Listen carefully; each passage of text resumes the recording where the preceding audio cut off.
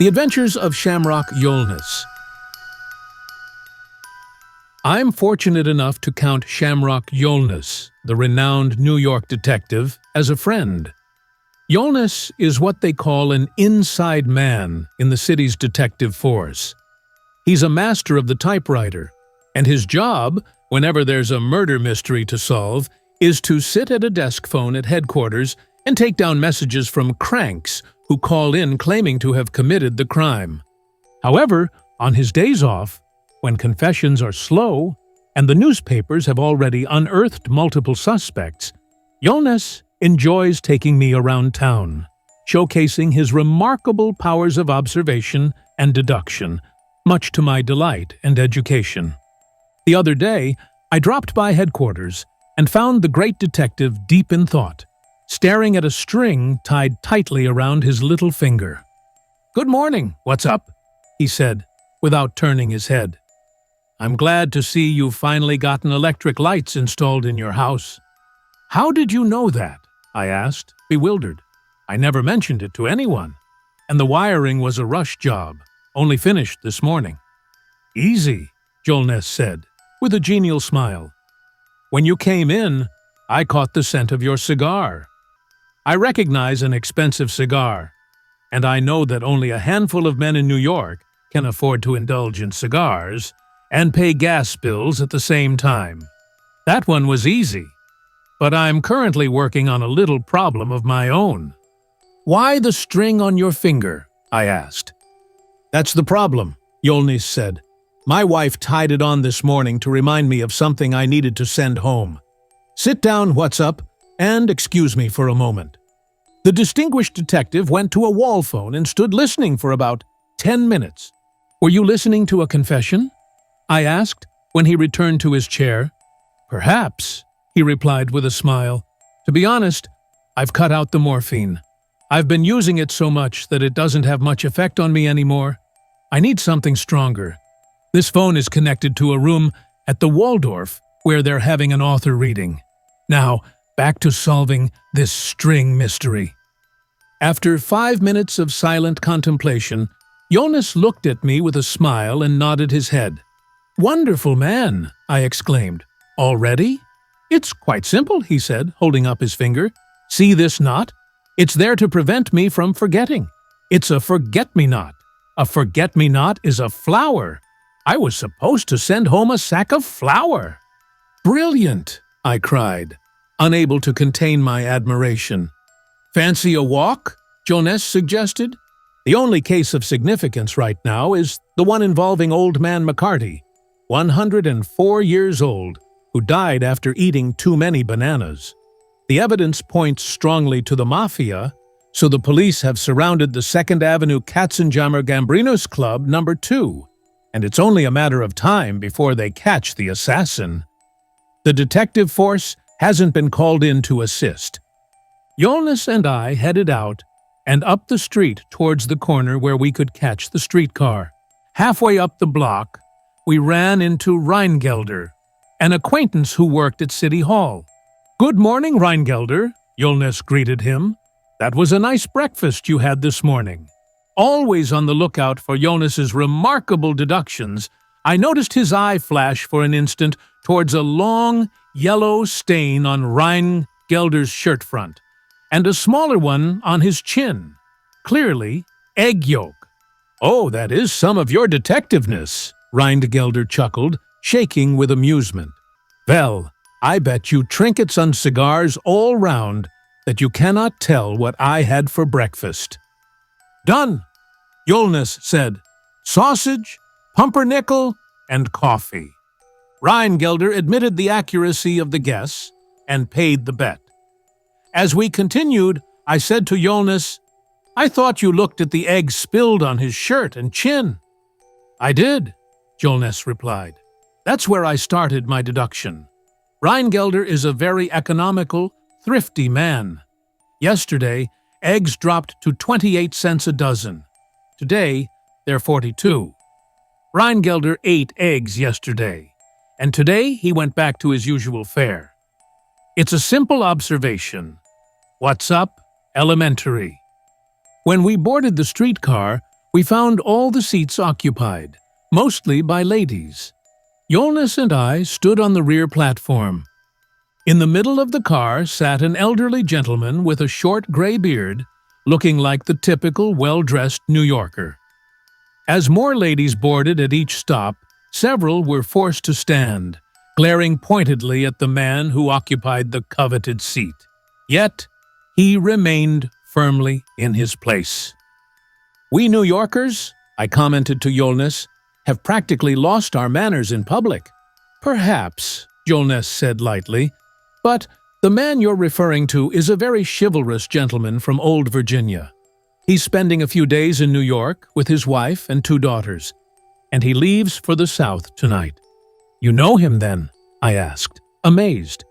"I've never seen him before we got on the car," the detective declared with a smile. "By the gold tooth of the Witch of Endor," I cried. "If you can deduce all that from his appearance, you're practicing black magic." "It's just the habit of observation, nothing more," Jolnes explained. "If the gentleman gets off the car before we do, I think I can demonstrate the accuracy of my deduction." 3 blocks later, the gentleman rose to leave. Jolnes addressed him at the door. "Pardon me, sir, but are you not Colonel Hunter of Norfolk, Virginia?" "No, sir," came the extremely polite reply. "My name, sir, is Ellison. Major Winfield R. Ellison from Fairfax County in the same state. I know a good many people, sir, in Norfolk, the Goodriches, the Tollivers, and the Crabtrees, sir. But I never had the pleasure of meeting your friend, Colonel Hunter. I am happy to say, sir, that I am going back to Virginia tonight, after having spent a week in your city with my wife and 3 daughters. I shall be in Norfolk in about 10 days, and if you will give me your name, sir, I will take pleasure in looking up Colonel Hunter and telling him that you inquired after him, sir."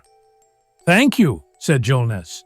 "Tell him that Reynolds sent his regards, if you will be so kind." I looked at the great New York detective and saw a look of intense chagrin on his usually sharp features. Failure, no matter how small, always bothered Shamrock Jolnes. "Did you say your 3 daughters?" he asked the Virginia gentleman. "Yes, sir. My 3 daughters, all as fine girls as there are in Fairfax County," was the reply. With that, Major Ellison stopped the car and began to descend the step. Shamrock Jolnes grabbed his arm. "One moment, sir," he pleaded in a suave voice, though I alone detected the anxiety within. "Am I not right in believing that one of the young ladies is an adopted daughter?" "You are, sir," the major admitted from the ground. "But how the devil you knew it, sir, is more than I can tell." "And more than I can tell, too," I said as the car moved on. Jolnes's calm, observant serenity returned, having wrested victory from apparent defeat. After we got off the car, he invited me into a cafe, promising to reveal the process behind his latest feat. "First of all," he began, settling into a comfortable chair, "I knew the gentleman wasn't a New Yorker because he was flushed, uneasy, and restless despite the ladies standing, even though he didn't offer them his seat. His appearance led me to believe he was a Southerner rather than a Westerner. Next, I started to figure out why he didn't give up his seat to a lady, even though he clearly felt a strong urge to do so. I quickly figured it out. I noticed one of his eyes had a severe jab in one corner, red and inflamed, and his entire face was covered with tiny round marks about the size of an uncut lead pencil. Also, both his patent leather shoes had numerous deep indentations shaped like ovals cut off square at one end. Now, there's only one district in New York City where a man is bound to receive scars and wounds and indentations like that, along the sidewalks of 23rd Street and a portion of 6th Avenue south of there. I knew from the imprints of women's trampling French heels on his feet and the marks of countless jabs from umbrellas and parasols carried by women in the shopping district that he'd been in conflict with the Amazonian troops. And, being a man of intelligent appearance, I knew he wouldn't have braved such dangers unless he'd been dragged there by his own womenfolk. Therefore, when he got on the car, his anger at the treatment he'd received was enough to make him keep his seat despite his Southern chivalry traditions. "That's all very well," I said, "but why did you insist on daughters, and especially 2 daughters? Why couldn't a wife alone have taken him shopping?" "There had to be daughters," Jolnes said calmly. "If he only had a wife, and she near his own age, he could have persuaded her to go alone. If he had a young wife, she would have preferred to go alone. So there you are." "I'll admit that," I said. "But now, why 2 daughters? And how, in the name of all the prophets, did you guess that one was adopted when he told you he had 3? "Don't say guess," Jolnes said with a touch of pride. "There is no such word in the lexicon of ratiocination. In Major Ellison's buttonhole was a carnation and a rosebud backed by a geranium leaf. No woman ever combines a carnation and a rosebud into a boutonniere. Close your eyes, what's up, and give the logic of your imagination a chance. Can't you see the lovely Adele fastening the carnation to his lapel, so that Papa may be gay upon the street? And then the romping Edith May dancing up with sisterly jealousy to add her rosebud to the adornment. And then," I cried, starting to get excited, "when he declared that he had 3 daughters." "I could see," said Jolnes, "one in the background who added no flower, and I knew that she must be—" "Adopted," I interrupted. "I give you every credit. But how did you know he was leaving for the South tonight?" "In his breast pocket," said the great detective. "Something large and oval made a protuberance. Good liquor is scarce on trains, and it's a long journey from New York to Fairfax County." "Again, I must bow to you," I said. "And tell me this, so that my last shred of doubt will be cleared away. Why did you decide that he was from Virginia?" "It was very faint, I admit," answered Shamrock Jolnes, "but no trained observer could have failed to detect the odor of mint in the car." The end. If you like the story, hit that like button and subscribe for more videos. Let me know your thoughts in the comments below. Was there anything that surprised you? Who's your favorite character in the story? I can't wait to hear your thoughts.